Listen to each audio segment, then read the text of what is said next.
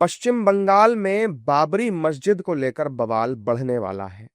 ऐसा हम इसलिए कह रहे हैं क्योंकि ममता बनर्जी ने अपने विधायक हुमायूं कबीर को पार्टी से निकाल दिया है।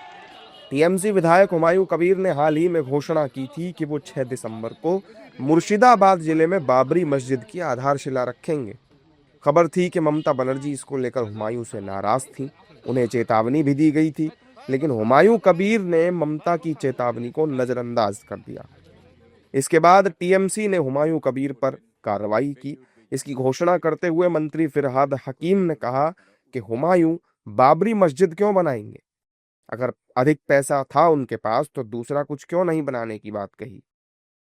Party has suspended Humayun Kabir. আমরা শৃঙ্খলা রক্ষা কমিটির ডিসিশন সাসপেন্ড করলাম Humayun কবিরকে। Why this suspension? Because he is playing in the hand of BJP the divisional politics.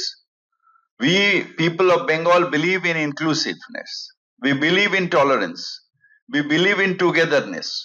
And he has already provocating the people of Beldanga, people of others area, that he will construct a Babri Masjid. Why Babri Masjid? Why not Masjid in name of Humayun's mother or father? Why not Masjid in name of the many mothers are there? Why not? Someone will play Babri Masjid, someone will play Ram Mandir. Why this divisional politics will come in Bengal? We, the Trinamool Congress, strongly condemn that. Party से निकाले जाने के बाद हुमायूं कबीर की भी प्रतिक्रिया आई।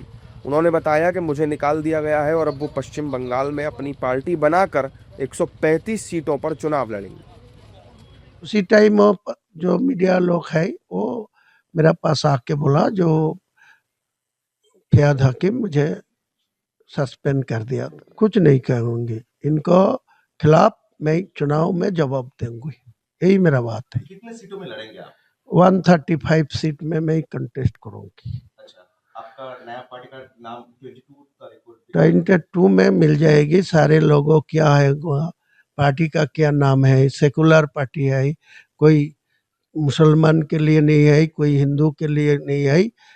मेरा state को जहाँ जहाँ आदमी है, जो जो जाति है, सब लोगों के लिए पार्टी में मैं पार्टी में कोई शेड्यूल कास्ट को भी रखा, स्टेट कमेटी में कोई ओबीसी को भी रखा, कोई हिंदू लोग भी है, ज़्यादा मुस्लिम लोग भी है।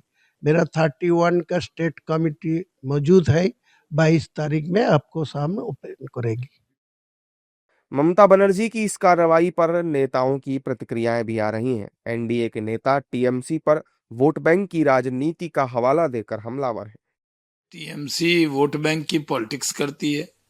पहले हुमायूं कबीर से बयान दिलवाई, जब देखे उल्टा पड़ रहा है तो उसको बाहर भी कर दी। कोई बाबरी मस्जिद नहीं बनेगी अब हिंदुस्तान की सरजमी पे। हुमायूं कबीर को बनाना है तो वो कबीर नाम में कबीर के नाम पे बनाए, कोई एतराज नहीं है। अपने अब्बा के नाम पे बनाए, हमें कोई एतराज नहीं।